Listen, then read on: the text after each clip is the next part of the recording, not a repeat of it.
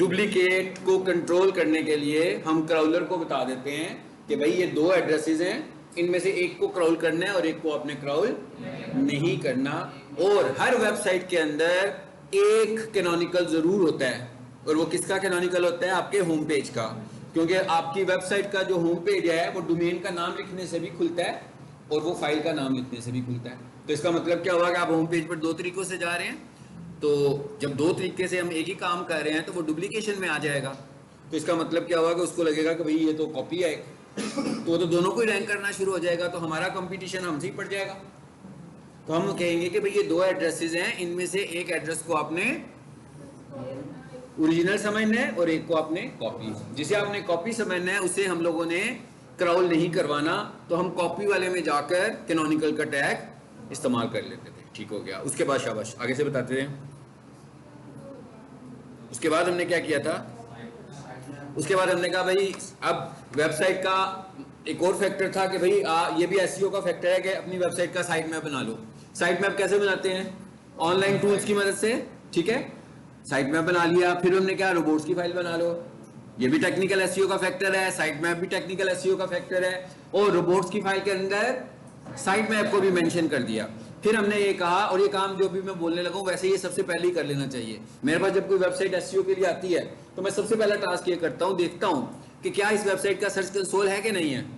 अगर उस वेबसाइट का सर्च कंसोल नहीं होता तो भाई ऐसे ही है ना, इस कमरे में क्लास शुरू करने से पहले कैमरे लग जाने चाहिए ना, अदरवाइज तो जितने दिन क्लासेस होंगी वो तो कैमरे पता नहीं लगेगा क्या हो रहा है क्लासरूम के अंदर। पहले दिन ये कर लेना चाहिए। इसी तरीके से हम पहले ही दिन अपनी वेबसाइट को सर्च कंसोल में ऐड कर दें ताकि मॉनिटरिंग शुरू हो जाए हमारी वेबसाइट की, क्योंकि जब गूगल हमारी वेबसाइट को मॉनिटर करेगा तभी हमें पता लग पाएगा कि लोग कैसी कैसी सर्चेस कर रही हैं, हमारी वेबसाइट में क्या बग्स हैं। सिक्योरिटी इश्यूज का भी पता लगेगा और सर्चिंग का भी पता लगेगा। ठीक हो गया। और जी आगे चलें। ये भी हो गया, सर्च कंसोल में भी ऐड कर लिया। ठीक है, सर्च कंसोल में कैसे ऐड करते हैं? कोई बंदा मुझे मुख्तसर बताया कि प्रोसीजर क्या होता है, मतलब बताने के लिए प्रोसीजर कि सर्च कंसोल में हम कैसे ऐड करते हैं किसी भी वेबसाइट को। शाबाश।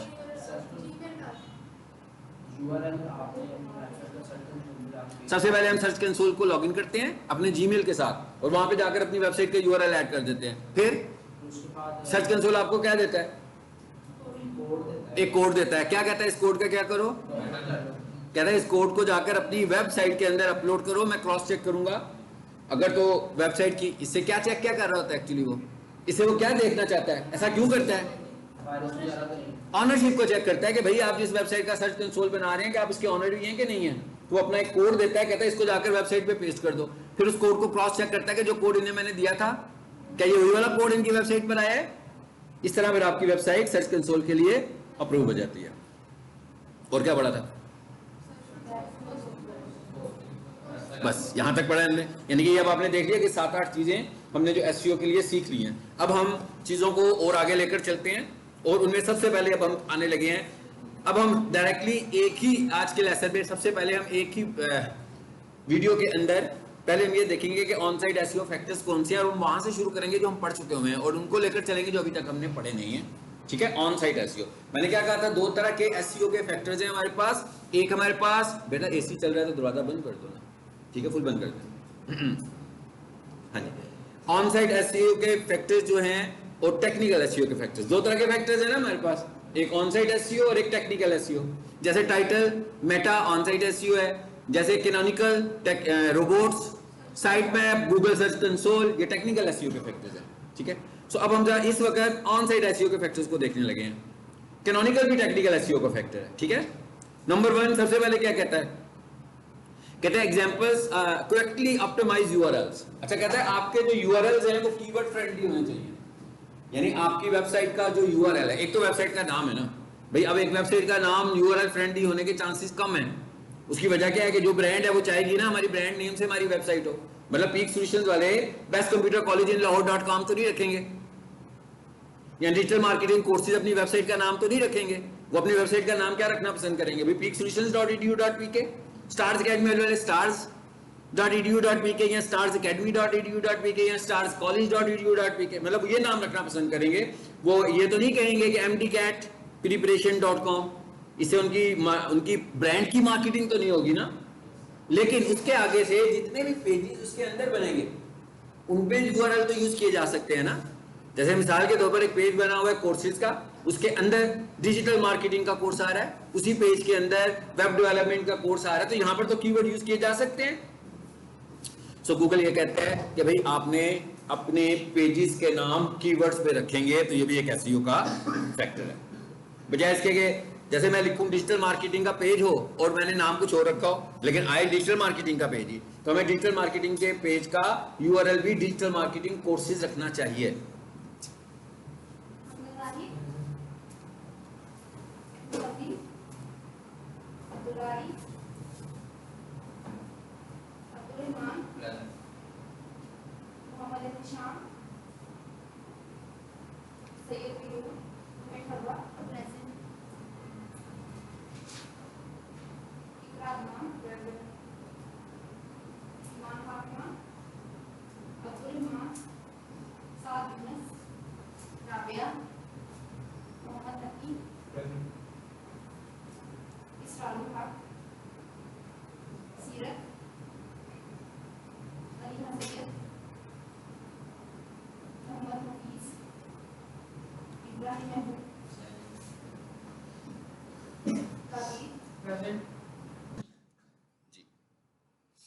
चलिए एक फैक्टर हो गया। उसके बाद दूसरा फैक्टर हमने पढ़ लिया ना, क्या लिखा हुआ है, use title tags containing keywords, पढ़ चुके हैं। टाइटल टैग में हमने कीवर्ड इस्तेमाल किया, ये एग्जांपल आ गई जो अभी हमने प्रैक्टिस भी की थी। उसके बाद आगे क्या आ जाएगा, मेटा डिस्क्रिप्शन, ये भी हम कर चुके हैं। लेकिन अब जो आगे चीज आ रही है इसको भी मेरा ख्याल है हमने अभी तक नहीं किया, हेडिंग्स। याद होगा आपको जब मैंने HTML पढ़ाई थी तो मैंने आपसे कहा था कि हेडिंग स्टाइल्स जो हैं इसका बहुत की रोल होता है वेबसाइट की एसईओ में, और ये ही ऐसा टैग है जिससे गूगल अंडरस्टैंड करता है कि आपकी वेबसाइट का स्ट्रक्चर ठीक बना हुआ है कि नहीं बना हुआ। वेबसाइट के स्ट्रक्चर से मतलब वेबसाइट का डिजाइन नहीं है, वेबसाइट के स्ट्रक्चर से मतलब यह है कि वेबसाइट के कंटेंट को आपने स्ट्रक्चरल मेथड में लिखा हुआ है कि नहीं। जैसे आपकी किताबों पे जो कंटेंट लिखा होता है उसका एक स्ट्रक्चर होता है, क्या होता है, हेडिंग, कंटेंट, हेडिंग विद सब heading with content, so it is called structure. और आपको उस हेडिंग स्ट्रक्चर से पता लग जाता है, जो कि हमने हेडिंग स्टाइल में बहुत डिटेल से देखा था, जब मैंने आपको हेडिंग बताई थी, बुक का रेफरेंस देकर आपको बताया था। तो वो जो हम बुक रीडिंग कर रहे होते हैं तो हमें पूरा स्ट्रक्चर समझ में आ जाता है। हमें टॉपिक समझना पड़ता है टीचर से, लेकिन जो उसको लिखने का स्ट्रक्चर है उसे हमें पता लग जाता है कि भाई ये हेडिंग है, ये इसका कंटेंट है, ये जो हेडिंग के नीचे एक और हेडिंग आ रही है, क्या ये मेन हेडिंग है कि क्या ये सब हेडिंग है, और क्या ये मेन कंटेंट है कि ये सब कंटेंट है। ऐसे ही है ना, ये मैंने हेडिंग वाले लेसन में बताया था, इसको फिर दोबारा से उस लेक्चर को देखिएगा जिसमें मैंने हेडिंग स्टाइल को एक्सप्लेन किया हुआ था HTML के अंदर, उसमें मैंने बहुत डिटेल से ये बात की हुई है, ठीक है। तो अब वो क्या कह रहा है, कहता है कि भाई आपने यूज ऑफ हेडिंग स्टाइल करना है ताकि आपकी वेबसाइट का कंटेंट और ये जितनी चीजें हम पढ़ रहे हैं, अभी हमने कहा टाइटल में कीवर्ड हो, अभी हमने कहा मेटा डिस्क्रिप्शन में कीवर्ड हो, ये कह रहे हैं ना हम लोग। तो गूगल एक्चुअली करता क्या है, गूगल टाइटल के अंदर से आपके कीवर्ड को आइडेंटिफाई कर रहा है। अब गूगल को तो नहीं ना पता भाई, गूगल को हमने कोई लेटर लिख के तो नहीं बताया कि ये हमारा कीवर्ड है। सो गूगल क्या कहता है, कहता है भाई 60 कैरेक्टर्स, तो जो भी टाइटल का कंटेंट होगा 60 कैरेक्टर्स का, वो उसे क्या समझेगा, कीवर्ड है। इसी तरह जो मेटा डिस्क्रिप्शन में आपका मैसेज होगा उसको भी वो कीवर्ड लेगा। इसके बाद वो कहता है कि आपने हेडिंग स्टाइल इस्तेमाल किए अपनी वेबसाइट पे कि नहीं किए हुए, और अगर आपने हेडिंग स्टाइल इस्तेमाल किए और उस पर आपने लिख दिया welcome to Peak Solutions college या welcome to Stars Academy Lahore, तो अब यूज तो हम कर रहे हैं हेडिंग स्टाइल, मगर कीवर्ड कहां है, कीवर्ड तो नहीं है बीच में। देखें ना वेलकम टू कीवर्ड है ना पीक सॉल्यूशंस कीवर्ड है। Peak solutions is a brand name, brand name keyword नहीं है। कीवर्ड सिर्फ वो होगा जहां कंपटीशन होगा। क्या पीक सॉल्यूशन में कंपटीशन हो सकता है, नहीं हो सकता भाई, पीक सॉल्यूशन तो एक ही है। पीक सॉल्यूशन का पीक सॉल्यूशन से मुकाबला तो नहीं है ना, स्टार्स अकेडमी का स्टार्स अकेडमी से मुकाबला नहीं है, उसका मुकाबला किप्स अकेडमी से होगा। तो अब अगर स्टार्स अकेडमी लिखा हुआ है तो ये तो कीवर्ड नहीं हो सकता। हाँ, अगर ये लिखा हो MD कैट प्रिपरेशन, ये कीवर्ड हो सकता है। अगर लिखा हो कंप्यूटर कोर्सेज, ये कीवर्ड हो सकता है। लेकिन जो ब्रांड नेम है वो तो कीवर्ड नहीं हो सकता। तो वो ये कह रहा है कि हेडिंग स्टाइल में कीवर्ड को लेकर आए, क्योंकि सबसे पहले उसने आपकी वेबसाइट पर आना है और ढूंढना है उसने कि भाई कहां पर है H1, और बहुत सारे H1 भी नहीं होने चाहिए। हाँ, ये नहीं है कि H1 की वर्थ है तो हम जगह जगह कंटेंट को H1 करते जाएं, ऐसे नहीं है, बल्कि वो H1 को क्या समझ रहा है, वो H1 को आपका मेन हेडिंग समझने वाला है। वो ये समझ रहा है कि जो आपने जिस चीज को भी आपने H1 में लिख दिया ये आपका प्राइमरी कीवर्ड है। इसका मतलब क्या होगा, अगर मैं बार बार H1 लगा रहा हूं, यानी कहीं पर मैंने लिखा हुआ है कॉन्टेक्ट अस, उसको भी H1 कर दिया, क्लिक हेयर उसको भी H1 कर दिया, ठीक है, और भी बहुत सारे कंटेंट को मैं H1 करता जा रहा हूं, तो ये तो मिसयूज हो गया ना H1 का। H1 में आपकी प्राइमरी हेडिंग आनी है और आपने कोशिश करनी है कि एक से ज्यादा H1 भी इस्तेमाल नहीं करें। अब लेकिन आपने सब हेडिंग्स भी तो लिखनी है, अपने कंटेंट को डिफाइन भी तो करना है भाई। बहुत सारा कंटेंट ऐसा होगा जो नंबर ऑफ सब हेडिंग्स की शक्ल में डिफाइन हो रहा हो, आप एक से ज्यादा H2 इस्तेमाल कर सकते हैं, आप बहुत सारे H3, H4, H5 और H6 इस्तेमाल कर सकते हैं, लेकिन आपने H1 एक, H2 आप 2-3 इस्तेमाल कर लें। जिससे आप क्या कहना चाह रहे हैं कि ये मेन सब हेडिंग है, लेकिन उसके बाद जब आप H4 6 इस्तेमाल करेंगे तो इसका मतलब क्या होगा कि ये इस सब हेडिंग का डिटेल कंटेंट है। जैसे माइक्रोसॉफ्ट वर्ड में लिखते हुए हम लोग बुलेट्स यूज कर लेते हैं या नंबरिंग यूज कर लेते हैं 1 2 3 करके, लेकिन यहां पर हम इस तरीके से करेंगे 1 2 3 करेंगे तो वो स्ट्रक्चर में नहीं आएगा, उस स्ट्रक्चर में नहीं आएगा। अलबत्ता अगर हम H3 के साथ साथ H2 के साथ साथ नंबरिंग भी यूज कर लें फिर ठीक है, लेकिन अगर हम हेडिंग स्टाइल यूज ही नहीं कर रहे तो फिर इसका मतलब है कि हम एक बहुत बड़ा फैक्टर अवॉइड कर रहे हैं। सो रैंक होने में और गूगल कहेगा कि भाई आपकी वेबसाइट का स्ट्रक्चर ठीक नहीं है। और सबने सीखा था कि हेडिंग स्टाइल्स कैसे लगाते हैं, और मैं ये कह रहा हूं कि एक हेडिंग स्टाइल हो तो इसका मतलब क्या हुआ कि हेडिंग स्टाइल को कहां पे होना चाहिए, स्टार्ट पे। जैसे मैं आपको एग्जांपल दे देता हूं इसकी, जैसे मिसाल के तौर पर जी हम इधर आते हैं, एक वेबसाइट खोल लेते हैं, यहां आए और यहां आकर मैं लिख लेता हूं वही प्रोफेशनल किचन खोलते हैं, क्योंकि उसके ऊपर हेडिंग लिखी हुई है ना।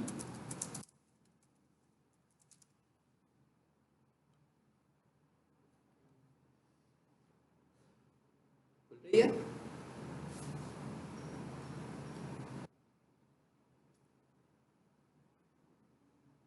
इसे खुलने दें, फिर जितनी देर में ओपन हो जाती है ना फिर हम स्लाइड को आगे लेकर चलते हैं। आ गया, ये स्ट्रक्चर यूज करना है आपने, हेडिंग स्टाइल्स का स्ट्रक्चर आपने इस तरीके से इस्तेमाल करना है। ये लिखा है H1, फिर क्या आ गया H2, फिर इसके आगे अगर आपको मजीद डिटेल करनी है तो H3। एक्चुअली हम लिख के आ रहे हैं, हर वेबसाइट के अंदर तो कंटेंट लिखा होगा ना, लेकिन वो ये कह रहा है कि इस कंटेंट को आपने इन हेडिंग्स के साथ इस्तेमाल करना है। क्या कहता है फिर यहां पर आया H1, फिर इसके बाद आपने यहां आकर लिखी है एक सब हेडिंग। अब आपने इसको एक्सप्लेन करना है तो किसके साथ कह रहे हैं, H3। बल्कि बहुत सारे H3 लगा सकते हैं, बहुत सारे H4 लगा सकते हैं, बहुत सारे। अब फॉर एग्जांपल कंटेंट बढ़ता जा रहा है, अब मैंने आगे गया तो भाई H2 भी काफी सारे हो गए, फिर मैंने क्या किया, सब हेडिंग के लिए इस्तेमाल कर लिया H3 और उसकी सब हेडिंग्स के लिए बहुत सारे H4।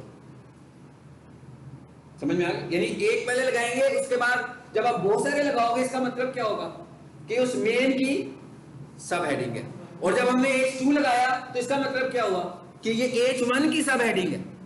यानी ये यहां से शुरू हुई है बात, ये फर्दर एक्सप्लेनेशन होनी शुरू हो गई। ठीक है, चलिए जी इधर आए, इधर वेबसाइट में खुल गई होगी आई थिंक सो, इसे खोलें।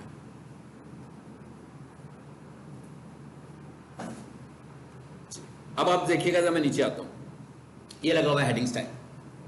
एक्चुअली ये स्टाइल लगा हुआ है पहले, उस स्टाइल को ये स्टाइल किसने लगाया हुआ है, जिस बंदे ने वेबसाइट डिजाइन किया भाई, उन्होंने कहा भाई अच्छे अच्छे फोंट्स लगाओ, खूबसूरत फोंट लगाओ, तो उन्होंने इसको एक स्टाइल लगा दिया। लेकिन जब ये वेबसाइट हमारे पास आई तो हमने देखा कि भाई इस पे स्टाइल तो लगा हुआ है मगर इस पे हेडिंग स्टाइल नहीं लगा हुआ, तो हमने क्या किया, इसके कोड को सब कुछ वैसे ही रहने दिया, उसका स्टाइल रिमूव नहीं किया, लेकिन उससे पहले हमने क्या किया, इसको इम्बेड कर दिया H1 के साथ। देखें जरा कोडिंग में कैसे जाते हैं, मतलब कंट्रोल यू करके जाते हैं। क्या है, किसको फाइंड करना है, इसको ये मैं इसे कॉपी कर लेता हूं, जरा यहां से फाइंड करते हैं कहां लिखा हुआ है। ये कोडिंग में आ गए, मेरा हाथ लगा है, अभी आ जाते हैं। अब आप देख रहे हैं जगह जगह आपको, मैं जगह जगह आपको प्रोफेशनल किचन नजर आ रहा है कि नहीं आ रहा।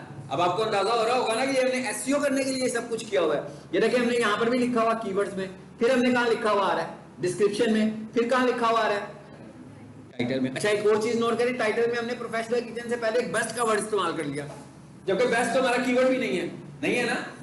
लेकिन अगर आप कीवर्ड के साथ कोई ऐसा कैरेक्टरिस्टिक वर्ड इस्तेमाल कर लें जिससे उसके कीवर्ड का वेट बढ़ जाए, इस तरह करने से कीवर्ड का वेट बढ़ाना top best, top kitchen, top professional kitchen equipment, best professional kitchen equipment. तो वेट बढ़ रहा है ना हमारे वर्ड का। सिर्फ वेट बढ़ाने के लिए हमने बेस्ट का वर्ड इस्तेमाल किया, हालांकि बेस्ट यहां नहीं है, बेस्ट यहां नहीं है, बेस्ट को हमने सिर्फ टाइटल में इस्तेमाल किया। ये वो वाला टाइटल है जो भी हम प्रीवियसली पढ़ के आए हैं। अब नीचे आए जरा, जहां पर मैं जाना चाह रहा हूं उधर आ जाना जरा, जो इस वक्त मैंने आपको दिखाया था। इस तरह भी कर सकते हैं, फाइंड कर लें भाई, बहुत बुरा लगता है। ये देखें आगे टाइटल में, ये है वो वाला टाइटल। मुझे कैसे पता लग रहा है, ये देखें ये क्या लिखा हुआ है, क्लास। ये जो क्लास है ना, ये डेवलपर ने डिजाइन की हुई है। ये डेवलपर का काम था डिजाइन बनाना। आपने देखा होगा जब मैंने आपको H1 पढ़ाया था तो इस तरह का स्टाइलिश नहीं था H1, ये ज्यादा स्टाइलिश तरीके से लिखा हुआ है। तो ये डेवलपर ने इसको लिखा है स्टाइलिश तरीके से। उसने टाइटल में ना एक स्टाइल बना दिया जिसको हम बोलते हैं ना CSS, कैस्केड स्टाइल शीट्स। इसमें हम फॉर्मेटिंग, एडवांस फॉर्मेटिंग HTML के लिए करते हैं। लेकिन उसके बावजूद ये SEO फ्रेंडली नहीं था अभी तक। फिर हमने क्या किया, ये पहले ये H1 नहीं था लगा हुआ भाई, ये शुरू ही कहां से हो रहा था, क्लास से शुरू हो रहा था।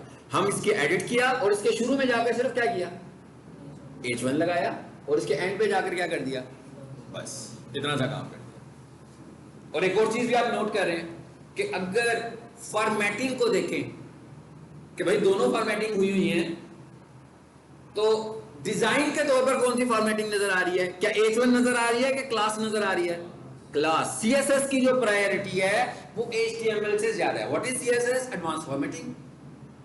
यानी मैं ये कहूं कि HTML ने हमें फॉर्मेटिंग करने के लिए हेडिंग स्टाइल दे दिया, लेकिन हेडिंग स्टाइल हमें ज्यादा खूबसूरत नहीं लग रहा, तो हमने डेवलपर से कहा भाई इसका एडवांस डिजाइन बनाकर दो हमें, दैट इज CSS। इसे बोलते हैं कैस्केड स्टाइल शीट्स। अब प्रायोरिटी लेवल्स क्या है कि एक जगह पर H1 भी लगा हुआ है और एक जगह पर CSS भी लगा हुआ है। तो डिजाइन में क्या चीज नजर आएगी पहले, मगर क्राउलर को क्या नजर आएगा, हम क्राउलर को दिखाना चाह रहे हैं, हम यूजर को तो नहीं दिखाना चाह रहे। देखिए यूजर्स के लिए तो H1 नजर भी नहीं आ रहा। आप सबको पता है, मेरा जो H1 का लेसन दोबारा खोलिएगा उसमें हेडिंग स्टाइल 1 ऐसा बिल्कुल नहीं है। इस तरह खूबसूरत तरीके से नहीं लिखा होता है हेडिंग स्टाइल। आपने देखा है ना, बड़ा सिंपल सा टेक्स्ट होता है, वो बिल्कुल बोल्ड होता है, जरा बड़ा भी होता है, मगर इस तरह की फॉर्मेटिंग उसकी बिल्कुल नहीं है हेडिंग स्टाइल की। तो एक्चुअली हमने डिजाइन किससे किया, CSS से किया, मगर CSS रैंक नहीं करवा रहा, CSS में SEO नहीं है, तो हमने HTML में SEO है सारी। अगर CSS में भी SEO होती तो शायद हम CSS भी सीखते। CSS में SEO बिल्कुल नहीं है, हमने सिर्फ उस टैग को इस्तेमाल कर दिया। आगे आ जाते हैं, समझ में आया सबको। अब एक और चीज नोट करें जरा, कहां कहां कीवर्ड नजर आया आपको, देखा ना, टाइटल में कीवर्ड मिला, मेटा डिस्क्रिप्शन में कीवर्ड मिला, तीसरे नंबर पर कहां पे कीवर्ड मिला, हेडिंग स्टाइल में कीवर्ड मिला। अच्छा अब आए चौथे नंबर पे, कहां पर कीवर्ड मिल रहा है आपको, पैराग्राफ में भी कीवर्ड मिल रहा है। मगर पैराग्राफ में जो कीवर्ड आपको मिल रहा है वो किस तरह मिल रहा है, जरा देखें, कोडिंग में आकर देखें किस तरह मिल रहा है। वी आर लीडिंग, क्या टैग लगा हुआ है, बोल्ड का टैग, पढ़ा था ना हमने, बोल्ड और स्ट्रॉन्ग। अगर आप अपने पैराग्राफ को भी एम्फेसिस करना चाह रहे हो, उस पर जोर देना चाहते हो, क्राउलर को बताना चाह रहे हो कि भाई इस पूरे पैराग्राफ में से कीवर्ड कहां पे है, तो ये बताने के लिए हम क्या करेंगे, जो कीवर्ड होगा उसको बोल्ड और स्ट्रॉन्ग कर देंगे। ये इस वक्त जितनी चीजें पढ़े ये सब ऑन साइट एसईओ के फैक्टर्स पढ़े, इसका मतलब ये लगा लिया। और कीवर्ड कितना यूज कर सकते हैं कंटेंट में, भाई कीवर्ड अगर मैंने टाइटल में यूज किया तो ये कीवर्ड की डेंसिटी इस्तेमाल नहीं हो रही है। अगर कीवर्ड मैंने मेटा डिस्क्रिप्शन में यूज किया, डेंसिटी यूज नहीं हो रही। अगर मैंने यूआरएल में यूज किया, डेंसिटी यूज नहीं हो रही। डेंसिटी कहां यूज हो रही है, कंटेंट के अंदर, बॉडी के नीचे जो मैं कीवर्ड यूज कर रहा हूं वो डेंसिटी यूज हो रही है, और वो हमने पढ़ी थी 2.5%, यानी कि तकरीबन हम कह सकते हैं कि 2% कीवर्ड्स ये होने चाहिए। हर 100 वर्ड्स में 2 कीवर्ड्स, या ज्यादा से ज्यादा 3, इससे ऊपर नहीं जा सकेंगे, ठीक है। इससे ज्यादा ऊपर हमने कीवर्ड्स का इस्तेमाल, यानी ये नहीं करना कि तकिया कलाम के तौर पर कीवर्ड यूज करना शुरू हो जाए, खैर थोड़ी देर के बाद कीवर्ड बोलना शुरू हो जाए तो गूगल कहेगा कि आप स्टफिंग कर रहे हो, और फिर वो हमारी वेबसाइट को रिजेक्ट कर देगा। मतलब मैक्सिमम हम 2.5% कीवर्ड इस्तेमाल कर सकते हैं। आ जाएं जी वापस स्लाइड में, हो गया, ये सब कुछ कर लिया अब हमने। उसके बाद अगला फैक्टर क्या था भाई, हाइपरलिंक्स। अब अगर हाइपरलिंक्स नहीं बने हुए तो आपको कैसे हाइपरलिंक्स बनाने, आपको याद होगा मैंने एंकर का टैग पढ़ाया था आपको, Ahref पढ़ाया था ना। अब हमारे पास 2 तरह के हाइपरलिंक्स हैं। एक हाइपरलिंक्स है हमारे पास एक हाइपरलिंक है हमारे पास इंटरनल और एक हाइपरलिंक है हमारे पास एक्सटर्नल। इंटरनल का मतलब क्या है भाई, मेरी वेबसाइट है, उसमें होम का पेज है, उसमें कोर्सेज का पेज है, कोर्सेज के पेज के अंदर बहुत सारे पेजेस हैं, उसमें अबाउट अस का पेज है, उसमें गैलरी का पेज है। हमें क्या करने हैं, अपनी वेबसाइट के अंदर भी हाइपरलिंक्स बनाने हैं। मिसाल के तौर पर कोर्सेज में से कोई बंदा डिजिटल मार्केटिंग के पेज को पढ़ रहा है, अब डिजिटल मार्केटिंग के पेज को पढ़ते पढ़ते वहां पर एक हाइपरलिंक मिलना चाहिए, जब हम उस पर क्लिक करें रीडिंग में तो वो हमें कहां पर ले जाए, होम पेज पे ले जाए।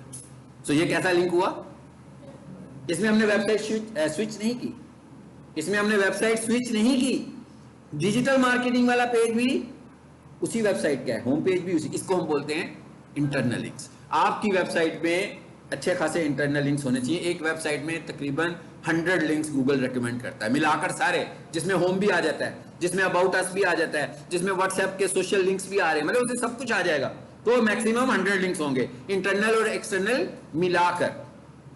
तो नो डाउट कि अगर आप 60 भी लगा लेंगे तो फाइन, और वैसे भी किसी वेबसाइट के आप लिंक्स गिनेंगे ना, इतने लिंक्स वैसे ही नजर आ जाएंगे आपको। मतलब ये कोई ऐसा नंबर नहीं है जिसे फाइंड करना बड़ा मुश्किल हो जाएगा। अब अगर फॉर एग्जांपल हमारी एक वेबसाइट है जिसमें बस मेन्यूज ही लिंक्स हैं, बस कंटेंट लिंक नहीं है, सो गूगल कहेगा भैया आपकी वेबसाइट तो बहुत आइसोलेटेड वेबसाइट है, मतलब इसका कोई सोशल नेटवर्क नहीं है। जैसे आपका सोशल नेटवर्क जिनका नहीं होता उन्हें हम कहते हैं ना भाई बड़े आइसोलेटेड लोग हैं, कि भाई इनका तो कोई सोशल नेटवर्क ही नहीं है, इनका कोई जानने वाला नहीं है, इनका किसी से वाकफियत नहीं है। जैसे व्हाट्सएप है, आपके व्हाट्सएप पे कितने सारे फ्रेंड्स होते हैं, तो ये सोशल नेटवर्क है ना हमारा। इसी तरह वो ये कह रहा है कि आपकी वेबसाइट का भी सोशल नेटवर्क होना चाहिए। तो हम क्या कह रहे हैं, अब पहले अपनी वेबसाइट के अंदर नेटवर्क क्रिएट करें, उसके बाद आपने अपनी वेबसाइट से बाहर भी नेटवर्क क्रिएट करना है। मिसाल के तौर पर आपका सोशल पेज है, फेसबुक है, लिंक्डइन है, आपने वहां पे पोस्ट लगाते हैं, पोस्ट की डिस्क्रिप्शन में अपनी वेबसाइट के पेज का लिंक दे देते हैं, तो ये क्या हो गया, ये एक्सटर्नल लिंक हो गया। इसी तरह लिंक बिल्डिंग की जो स्ट्रेटेजीज हैं वो भी एक्सटर्नल लिंक के अंदर इंक्लूड होती है। समझ में आई बात? तो इसका मतलब क्या हुआ, अगला फैक्टर क्या था हमारे पास, लिंकिंग इंटरनल भी हो गई और एक्सटर्नल भी हो गई। लिंक्स कितने होने चाहिए भाई, 100 लिंक्स काफी है। उसके बाद आगे क्या चीज आ गई है जी, अच्छा ये क्या लिखा हुआ आ रहा है, लिंक्स आया तो लिंक्स के अंदर एक कंसर्न है लिंक टाइप। एक को हम बोलते हैं डू फॉलो लिंक और एक को बोलते हैं नो फॉलो लिंक। एक को हम बोलते हैं डू फॉलो लिंक और एक को हम बोलते हैं नो फॉलो। अच्छा इसका मतलब क्या है, इसका मतलब मिसाल के तौर पर हम किसी वेबसाइट पे विजिट कर रहे होते हैं, तो उसके लिंक पे क्लिक करें तो हम दूसरे पेज पर चले जाते हैं। ये हर वेबसाइट के लिंक के साथ ऐसे ही होता है। ये तो नहीं है कि किसी वेबसाइट के लिंक पर आप क्लिक करें वो लिंक भी और कहीं भी ना जाए, अगर तो उसके अंदर कोई लिंक मौजूद है तो मूव करेंगे, तो इसका मतलब डू फॉलो नहीं है। हर लिंक एक जगह से दूसरी जगह मूव करेगा, बेशक अगर आपने उसमें हैश लगा दिया तो वो कहीं मूव नहीं करेगा, लेकिन वो भी तो मूव कर ही रहा है। लेकिन डू फॉलो का क्या मतलब है, डू फॉलो का मतलब ये है कि कोई भी वेबसाइट जिस पे आप जा रहे हो लिंक पे क्लिक करके वो आपको अपनी अथॉरिटी देती है, उसे हम बोलते हैं डू फॉलो। इसका मतलब क्या हुआ, ये बड़ा मुश्किल सा वर्ड मैंने बोला, तरीके से बताया।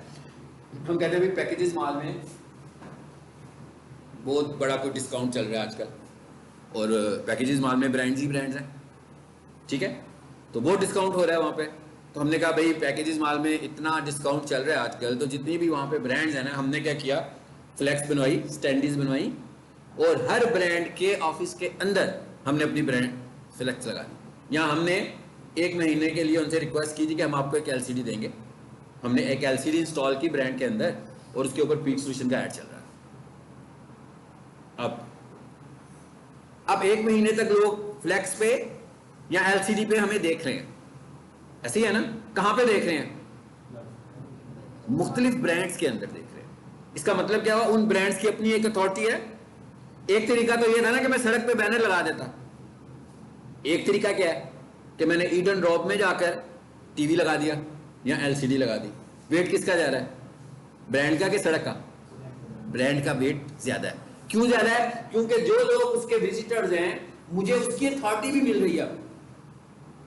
मतलब ईडन ड्रॉप को जो पसंद कर रहे थे, पिज्जा हट को जो लोग पसंद करते हैं, जब उनको मेरा ऐड वहां पे नजर आता है तो वो उस ब्रांड की वजह से समझते हैं कि भाई ये ब्रांड ने इसका ऐड चलाया हुआ, इसका मतलब है इसमें थोड़ा दम है, हाँ?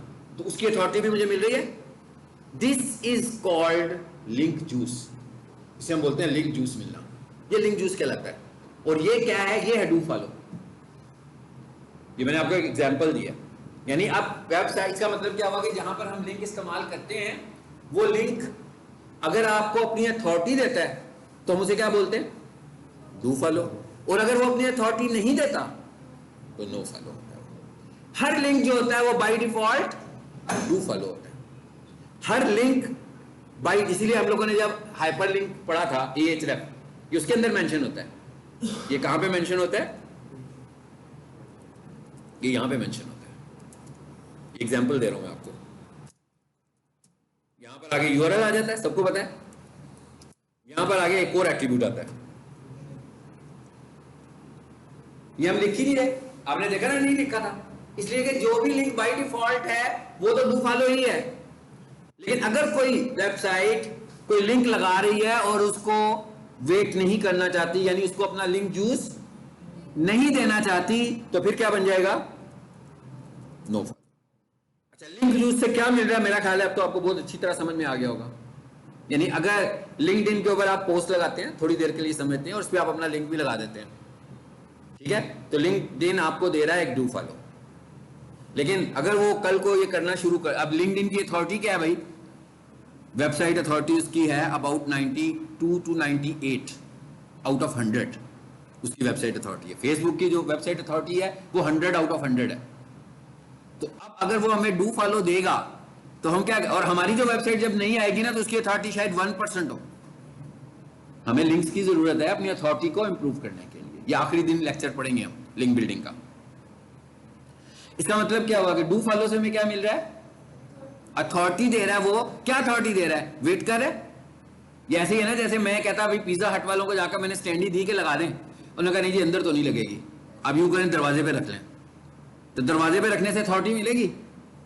जो अथॉरिटी मुझे अंदर फ्लेक्स लगाने से मिलेगी वो डोर पे रखने से तो नहीं मिलने वाली, क्योंकि जो बंदा पिज्जा हट के अंदर चला जाएगा उसके अंदर जो चीज भी मिल रही होंगी वो सारी पिज्जा हट की रेपुटेशन है। ठीक है, समझ में आ गई बात की। इसका मतलब क्या हुआ, जिस लिंक को नो फॉलो लगा होगा तो जितने मर्जी लिंक्स बना लें, यहां अथॉरिटी नहीं आपको मिलेगी। और लिंक बिल्डिंग हम करते ही क्यों है, अथॉरिटी बढ़ाने के लिए। अब क्या हमें क्लिक मिलेगा कि नहीं मिलेगा, ये एक अलग बात है कि क्लिक मिलेगा कि नहीं मिलेगा। भाई क्लिक तो मिलता ही है, हर हाइपर लिंक क्लिकेबल होता है।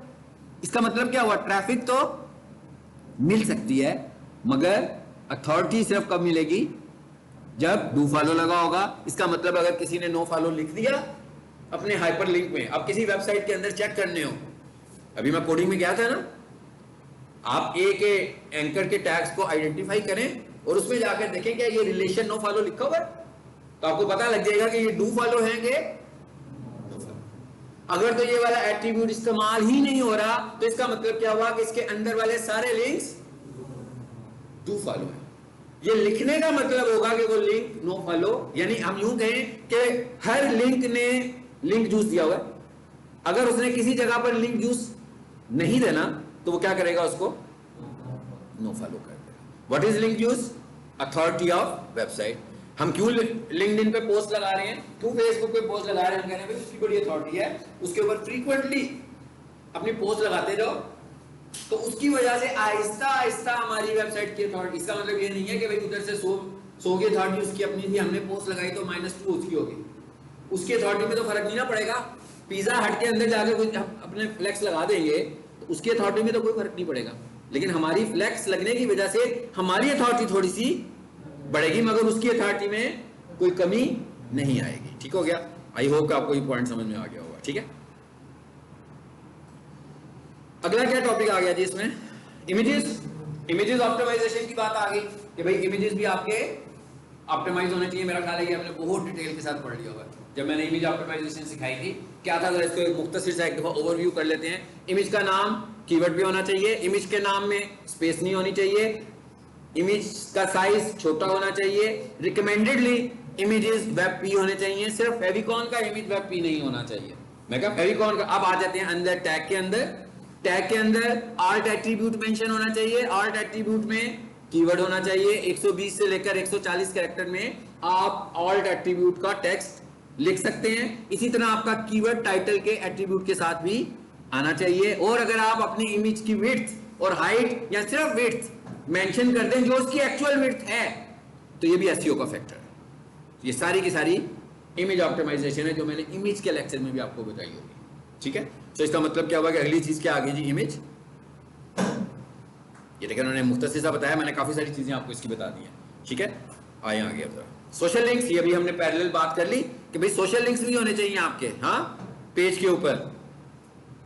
सेटअप कंपनी ब्लॉग, कहता है भाई ये भी एक बड़ा ट्रिक है, हाँ, वो क्या है भाई, एक वेबसाइट आपने बनाई वंसमैन वाली, एक डेवलपर से हमने आज से 6 साल पहले एक वेबसाइट बनाई, उसने वेबसाइट कंप्लीट करके दी, हमने उसको पेमेंट दी, बात खत्म हो गई। इसका मतलब क्या हुआ, 6 साल के बाद हमारी वेबसाइट का कंटेंट तो बहुत ओल्ड है, पुराना बना हुआ कंटेंट है, लेकिन हमने क्या किया, अपनी वेबसाइट के ऊपर उसे कहा कि भाई एक ब्लॉग का या आर्टिकल का एक पेज बनाओ और हमें ऑप्शन दो कि हम 2-4 दिनों के बाद आर्टिकल, नया आर्टिकल इस पर लिख दिया करें। अब क्या होगा, फ्रेश कंटेंट आ रहा है आपका, आप उस फ्रेश कंटेंट से कभी ट्रैफिक को होम पेज पे लेकर जाते हैं, कभी ट्रैफिक को डिजिटल मार्केटिंग में। तो ये भी एक टिप है कि आप अपने पेज के ऊपर एक ब्लॉग का मेन्यू या आर्टिकल्स का मेन्यू जरूर बनवाएं, और वो ऐसा होना चाहिए जिसमें फ्रीक्वेंटली आप लिख रहे हो। ये नहीं मैं कह रहा हूं कि आर्टिकल्स की वेबसाइट हो, ब्लॉग हो, हम कह रहे हैं आपकी वेबसाइट के अंदर एक हो और उसमें आप वेबसाइट अपनी कंपनी की एक्टिविटीज भी दिखा रहे हो और कीवर्ड्स को भी टारगेट कर रहे हो, और उधर से ट्रैफिक को फिर आप मूव करा रहे हो अपने दूसरे पेजेस पर जहां से आपकी सेल होनी है। समझ में आया पॉइंट? ये आगे आ जाते हैं, क्या रह गया इसमें, चल बस खत्म हो गई। ये नीचे सोशल मीडिया के मुतालिक बात की हुई है हमने, ठीक है, वेबसाइट की नहीं है। अच्छा अब आ जाएगा इधर, हाउ टू फिक्स 404। बार बार आ रहा था प्रीवियस क्लास में 404 का एरर। 404 का एरर का मतलब क्या होता है कि भाई ये 404 का पेज, 404 का पेज है। कई दफा ना वेब डेवलपर से भी 404 का पेज डिजाइन करवा लेते हैं, वो एक स्टाइलिश सा पेज बन जाता है और फिर वो वाला पेज नजर आ रहा होता है। 404 का मतलब क्या है, 404 का मतलब है कि आप किसी लिंक पर क्लिक करते हैं लेकिन जहां पर आप जाते हैं वो एग्जिस्ट नहीं करता। जैसे कल हमने देखा रोबोट्स की फाइल नहीं बनी हुई थी, 404 आ रहा था, साइट मैप नहीं बना हुआ था, 404 आ रहा था, वेबसाइट अपलोड की खुल गई, जैसे मैंने वहां से डिलीट की 404 आ रहा था। यानी कोई पेज कभी हो, मतलब एक सम टाइम जरूरी तो नहीं कहा जब 404 है, ऐसा भी तो हो सकता है जो चीज नहीं मिलती पेज नॉट फाउंड भी आता है, लेकिन जो चीज हमने कभी बनाई हो और फिर उसे रिमूव कर दिया हो तो वहां पर क्या आते हैं, 404 एरर्स आते हैं। क्यों आते हैं, मतलब पहली रीजन तो समझ में आई गई आपको कि वो पेज ही नहीं मौजूद। दूसरी एक रीजन और भी हो सकती है कि भाई उस पेज पे जा कहां से रहे हो आप, हाइपरलिंक है। ऐसा भी तो हो सकता है कि हाइपरलिंक में जो आपने यूआरएल दिया हुआ है वो उसमें कोई मिस्टेक हो गई है, वो यूआरएल आपने रॉन्ग लिख दिया। ऐसा भी हो सकता है कि आपने यूआरएल तो ठीक लिखा लेकिन 4 महीनों के बाद आपको किसी ने बताया कि भाई आपकी जो वेब पेज का नाम है ना, फाइल का नाम है, वो कीवर्ड फ्रेंडली होना चाहिए, तो पहले कीवर्ड फ्रेंडली था नहीं, तो फिर आपने क्या किया, उसको रीनेम कर दिया। लेकिन आप ये भूल गए कि भाई इसको भी मुझे जाकर हाइपरलिंक में भी चेंज करना है। एक जगह पर फाइल का नाम चेंज हो गया, दूसरी जगह पर फाइल का नाम चेंज नहीं हुआ, वो फिर यही कहेगा ना फाइल नॉट फाउंड, क्योंकि एक जगह पर तो हमने फाइल के नाम को बदल दिया, दूसरी जगह पर हमने फाइल के नाम को नहीं बदला। ये सब रीजंस हैं जिसकी वजह से 404 के एरर्स आते हैं। भाई ये भी सबसे बड़ा की फैक्टर है, टेक्निकल एसईओ का फैक्टर है। अब ये टेक्निकल एसईओ का फैक्टर, ऑन साइट फैक्टर्स वाली स्लाइड मैंने क्लोज कर दी है। हाँ, ये 404 टेक्निकल एसईओ का फैक्टर है। अब ये आइडेंटिफाई कैसे होंगे, मिसाल के तौर पर भाई 404 एरर्स आ रहे हैं कोई 5 फाइलों में, तो बड़ा आसान है। अगर ये आ रहे हो 500 फाइलों में, फिर तो एक एक को ढूंढने कैसे, बहुत ही मुश्किल काम हो गया ना। इसलिए हमारे पास इसके लिए टूल है जिसमें जाकर हम अपनी वेबसाइट का यूआरएल देते हैं। वो टूल हमें बताता है कि क्या 404 एरर जनरेट हो रहे हैं, तो 404 एरर जनरेट नहीं हो रहे। ठीक है जी, ये जो स्लाइड है आपको, ये स्लाइड्स नोट्स में मिली हुई हैं कि नहीं मिली हुई हैं, नजर आती हैं सबको, नजर आती हैं कि नहीं आती हैं, मुझे बताएं। कि जरूरत नहीं महसूस की कभी देने की, कुछ स्लाइड्स हैं शो होती हैं, ठीक, मैंने शेयर की थी शायद ना, ठीक है। और इनको ये ऐसी पीडीएफ फाइल जिसके अंदर लिंक होता है वो मोबाइल से नहीं प्ले होगी, हाँ लिंक नहीं चलेगा, लिंक जो है ना वो कंप्यूटर से या लैपटॉप से चलेगा। चलें जी वापस आ जाते हैं फिर। ब्रोकन लिंक चेक कर, लैपटॉप से चेक कीजिएगा। एएचरेफ एक बहुत अच्छी ब्रांड है, टूल्स के लिए और बहुत एक्सपेंसिव भी है, लेकिन इसके बहुत सारे फीचर्स फ्री भी हैं। तो ये वाला जो फीचर है ये फ्री में आपको मिल जाएगा इसका। और तीसरे नंबर पर डेड लिंक चेकर। अब ये जो 404 एरर है इसको हम डेड लिंक भी बोलते हैं, बोल सकते हैं कि नहीं बोलते? डेड लिंक है ना, ये चल नहीं रहा भाई। ब्रोकन लिंक भी कह सकते हैं, डेड लिंक भी कह सकते हैं और 404 भी कह सकते हैं जी। इनमें से किसी एक को पिक कर लेते हैं, Ahref को पिक कर लेते हैं। अलाउ करके इसे खोलें।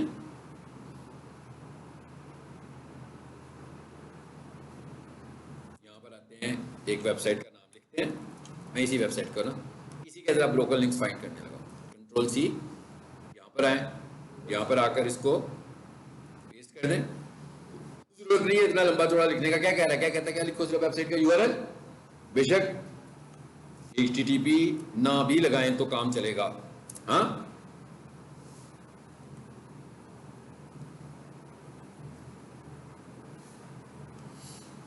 आगे अगर ब्रोकन लिंक्स होंगे तो यहां पे शो होंगे, लेकिन मैंने 3 टूल्स दिए हुए हैं, इसलिए जब भी आपने काम करना हो तो क्या हैं, तीनों टूल्स में जाकर वेबसाइट को चेक करें। और तीनों टूल्स अगर कहीं 0, इसका मतलब है कि वेबसाइट में कोई भी ब्रोकन लिंक नहीं है। और अगर ब्रोकन लिंक्स होते हैं तो यहाँ पे लिस्ट आती, 5 होते तो 5 की आती, 500 होते तो 500 की आती, 1000 होते तो 1000। अब हमें उनको मैन्युअली आइडेंटिफाई करके उन्हें ठीक करना है। ब्रोकन लिंक्स को कैसे ठीक कर सकते हैं भाई? मतलब यहाँ तो फाइलें मौजूद नहीं है, तो जिसका काम होगा उससे कहेंगे भाई ये वाली फाइलें कहाँ गई। यहाँ फाइलें मौजूद हैं तो हाइपरलिंक में उनके एड्रेस गलत लिखे हुए हैं। तो अगर हाइपरलिंक्स में उनके एड्रेस गलत लिखे हुए हैं, इसके लिए भी हमें डेवलपर को कोऑर्डिनेट करना पड़ेगा। वो हमें बताएगा कि जनाब इसका पहला नाम तो ये था, अब ये चेंज किसी ने कर दिया, तो फिर इसको ठीक करना पड़ेगा। आमतौर पर ये काम हम डेवलपर से करवाते हैं, लेकिन अगर डेवलपर की अवेलेबिलिटी ना हो क्लाइंट को, तो फिर ये वाला काम भी हम चेंज करने का काम भी हम खुद कर देते हैं। ये था डेड लिंक चेकर्स, ठीक है। आ जाइए वापस इसमें, इसको भी कर लें कि छोड़ दूं, पढ़ लें एक टॉपिक और पढ़ लें। अच्छा, एक और टॉपिक आ गया जी हमारे पास, redirect. What is redirect? Redirect क्या है कि भाई एक वेबसाइट को खोलें तो दूसरी वेबसाइट पर चले जाएं, इसे बोलते हैं रीडायरेक्ट करना। जैसे मैं कहूं भाई मैं लिखूं www.geo.tv, मगर वेबसाइट खुल जाए पीक सॉल्यूशंस की, सो इट इज कॉल्ड, इसे हम कहेंगे भाई ये रीडायरेक्ट है, ये रीडायरेक्ट है, ठीक है। अच्छा, अब ये तो हमें रीडायरेक्ट की डेफिनेशन का पता लग गया कि रीडायरेक्ट क्या है, कि हम खोलें कुछ और खुले कुछ और, ये है रीडायरेक्ट। अच्छा, इसकी जरूरत क्या है, पहले तो हम देखते हैं कि इसकी टाइप्स क्या है। A redirect is a way to send both users and search engine to a different URL। यही बताया ना मैंने कि भाई खोलें कुछ और चले कहीं और जाएं, इसको हम रीडायरेक्ट बोलते हैं। इंपॉर्टेंट चीज हमारे लिए एसईओ के पॉइंट से हमें ये दो चीजें समझनी है कि भाई हमारे पास दो तरह के रीडायरेक्ट्स हैं, एक को हम बोलते हैं 301 और एक को हम बोलते हैं 302, ठीक है। एक इनमें से परमानेंट रीडायरेक्ट है और एक इनमें से टेम्पररी रीडायरेक्ट है, ठीक है। 301 कौन सा है? Permanent redirect. ये इसकी क्या जरूरत है, कब पेश आती है भाई? सबसे पहले तो पता लग गया कि परमानेंटली अगर हमने एक यूआरएल को दूसरे यूआरएल पर लेकर जाना हो तो हम क्या इस्तेमाल करेंगे? 301। इसकी ज़रूरत क्या पेश आ गई है ये समझते हैं पहले। इसकी पहली ज़रूरत तो ये पेश आई कि क्लाइंट बड़ा पुराना था, उसने अपनी कंपनी का नाम रखा हुआ था कोई, ठीक है। जनरेशन चेंज हुई, उन्होंने कहा भाई ये कंपनी का नाम बदल लेते हैं, तो इसका मतलब क्या हुआ, नई डोमेन खरीद रहे होंगे। तो अब हम क्या करेंगे, बजाय इसके कि सब कुछ नए सिरे से बनाएं, हम उसकी पुरानी वेबसाइट को रीट्रैक कर देंगे। जैसे मैंने भी आपको एग्जांपल दिया कि geo.tv लिखें तो पीक सॉल्यूशन खुल जाए, तो वो नई डोमेन के ऊपर उससे ले जाएंगे। एक तरीके तो बात ये हो सकती है, लेकिन इसकी हमारे लिए जो मेन पॉइंट है वो ये नहीं है। हमारे लिए मेन पॉइंट क्या है, हमारे पास ना दो तरह की वेबसाइट्स होती हैं, एक को हम बोलते हैं प्रोटेक्टेड वेबसाइट्स और एक को हम बोलते हैं नॉन प्रोटेक्टेड। यानी जो SSL प्रोटेक्टेड होती है उन्हें हम प्रोटेक्टेड वेबसाइट्स बोलते हैं, और जिनमें SSL नहीं लगा होता उसे हम बोलते हैं नॉन प्रोटेक्टेड वेबसाइट, ठीक है। जैसे ये निशान नजर आ रहा है आपको जहां मैंने माउस रखा हुआ है, इस पे क्लिक करते हैं, देखिए क्या लिखा हुआ है, कनेक्शन सिक्योर, और एक ताला सा भी बना हुआ है। हाँ, पहले क्या होता था, अभी ये गूगल क्रोम जो है वो काफी अपडेट हो गया, काफी कुछ महीने पहले इस तरह नजर नहीं आता था, बल्कि ताला ही बाई नजर आ रहा होता था। ये जो लॉक है ना, यही बाहर नजर आता था, जिससे बाहर से ही पता लग जाता था कि भाई ये सिक्योर है कि सिक्योर नहीं है। और जो दूसरी वेबसाइट होती है उसके यहीं पर ही लिखा होगा कि नॉट सिक्योर। इसका मतलब क्या हुआ कि ये सिक्योरिटी क्या चीज़ है भाई? ये सिक्योरिटी हमें होस्टिंग कंपनी से परचेज करनी है। हमने होस्टिंग परचेज की, हमने सिक्योरिटी भी परचेज करनी है। इसको और आसान समझते हैं कि आपको टीसीएस जो आता है घर में, आप अक्सर देखते हैं ना भाई, कितनी सारी टेपें शेपें उतारते हो तो फिर कहीं नीचे अंदर से आके डब्बे में से डब्बा निकल रहा होता है। हाँ, काफ़ी सारी सिक्योरिटीज उसमें लगी होती है, फिर चीज़ निकलती है। फॉर एग्जाम्पल आप कोई ऑर्डर दें और कोई बंदा यूँ अपनी जेब में से वो चीज़ निकाले, मतलब ये ऑर्डर दिया था अपने माउस, ऐसे ही जेब में से निकला है, साल में ये लाइटें भी जल रही हैं। हाँ, कभी कभी आप ले लेंगे? मैंने कहा ले लेंगे? नहीं लेंगे ना। इसका मतलब क्या हुआ? आपने कहा भाई ये तो कोई चलती चीज़ आ गई मेरे पास, सिक्योर नहीं थी, रास्ते में इसने बदल दिया है। इसी तरह जो आपकी वेबसाइट है वो कहाँ पर सेव हुई है? एक सर्वर पे। उसको एक्सेस कौन कर रहे हैं? क्लाइंट्स। सर्वर क्या मतलब? सर्वर को आसान अल्फाज में कह लेते हैं भाई वो जो होस्टिंग ली हुई है हमने, वो सर्वर पे है ना, किसी का कंप्यूटर है जहाँ पर वो सेव है। तो अब उसको खोल कौन रहा है भाई? उसे किसी भी कंट्री से कोई भी खोल सकता है, ऐसे ही है। अब जो उसने सर्वर से ट्रैवल करते हुए यूजर के पास जाना है, तो वो जो बीच वाला उसका रास्ता है, ठीक है भाई, कोई चोरी शोरी होगी फिर क्या होगा? चोरी क्या हो सकती है उसकी? हैकर्स बैठे हुए हैं डिटेक्ट करने के लिए किस में सिक्योरिटी होल्स हैं, मैं उसकी वेबसाइट को अपने काबू में कर लूं। इस चीज से बचने के लिए हम लोग अपनी वेबसाइट के ऊपर सिक्योरिटी अप्लाई करते हैं, that is called SSL, secure socket layer. ये एसएसएल की जो सिक्योरिटी है, SSL is a signature type certificate, ये हम लेते हैं होस्टिंग कंपनी से। अगर आपके कॉर्पोरेट पैकेज हो होस्टिंग के तो आपका एसएसएल बिल्ट इन होता है। अगर आपके जरा चीप रेट्स वाले पैकेज हो, कॉर्पोरेट पैकेज का मतलब है कि 20,000 प्लस वाले जो पैकेज होते हैं होस्टिंग के, इन सब में एसएसएल बिल्ट इन होती है। लेकिन इससे कम पैसों वाले पैकेजेस में, यानी इवन 14-15 हज़ार वाला पैकेज भी होगा, तो उसमें आपको एसएसएल खरीदनी पड़ेगी एनुअल बेसिस पर, जैसे आप होस्टिंग खरीदते हैं।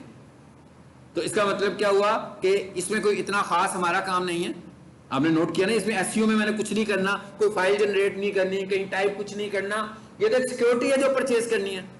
तो एक बहुत ही मेजर टेक्निकल एसईओ का फैक्टर अप्लाई हो जाएगा। कैसे? एसएसएल परचेज करने से, वेबसाइट को सिक्योर करने से।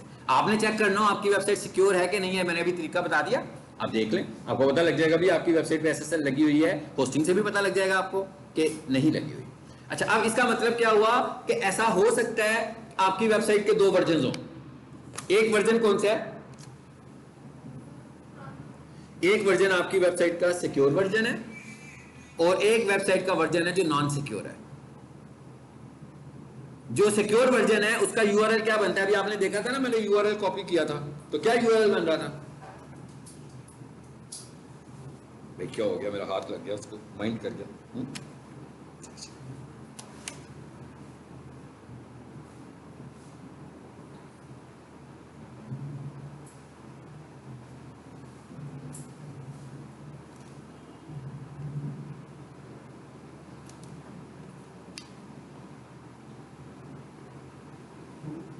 कह रहे भाई क्लास एंड कर दें यहाँ पे, तो बुरा लग गया। तो हम बात को कंप्लीट कर लेते हैं, इस यहाँ से फिर बात आगे शुरू करते हैं, ठीक है? इसको बताएं क्या हुआ? एकदम ही से कुछ हुआ। मैं चाह रहा था ये टॉपिक को मुकम्मल कर लें, मगर वो होने नहीं दे रहा। तो अब हमें एसएसएल परचेज करनी है। मैंने ये कहा कि हमारे पास दो वर्जन हैं। एक वेबसाइट का वर्जन होता है HTTPS, आगे यूआरएल। एक वर्जन होता है HTTP। सपोज कर लेते हैं कि हमने वेबसाइट परचेज की, और जब हमने वेबसाइट परचेज की उस वक्त हमारी वेबसाइट सिक्योर नहीं थी, तो इसका मतलब क्या हुआ? वेबसाइट का यूआरएल कैसे बन रहा होगा? HTTP से। अब हमने एसएसएल परचेज कर ली, अब कैसे बन गया? फिर दो वर्जन हो गए, फिर वही वाला कैनोनिकल वाला मसला पैदा हो गया। भाई वेबसाइट दो तरीकों से खुल रही है, एक तरीके से खोलता है तो सिक्योर खुलती है, दूसरे तरीके से खोलता है तो नॉन सिक्योर खुलती है। तो हैकर के तो मजे हैं अभी भी। हाँ, वो जो नॉन सिक्योर वाला वर्जन है उससे आपकी वेबसाइट पे आ जाएंगे। अब हम क्या करने लगे हैं? अब हम इसको लगाएंगे, अगली क्लास में बताऊंगा। अब हम इसको लगाएंगे रीडायरेक्ट, ठीक है? अगर तो ये आ जाए वापस तो मैं कर दूंगा। इसको हम लगाएंगे रीडायरेक्ट। और रीडायरेक्ट क्या लगाएंगे? रीडायरेक्ट ये लगाएंगे कि भाई http://abc.com को कहां ले जाओ? https://abc.com पर। यानी वेबसाइट चेंज ही नहीं कर रहा, सर मैं क्या कह रहा हूं, http को क्या कर दो? https कर दो, बस इतना लगाना है। ये कहां से लगाना है? ये भी मैं सी पैनल से लगाऊंगा, ठीक है? इसलिए मैं सी पैनल खोलने लगा था। तो ये कैसे इंप्लीमेंट होगा ये अगली क्लास में आपको बताऊंगा, ठीक है? क्योंकि एकदम ही स्क्रीन को कुछ गड़बड़ हुई है, स्क्रीन चली गई है, ठीक है?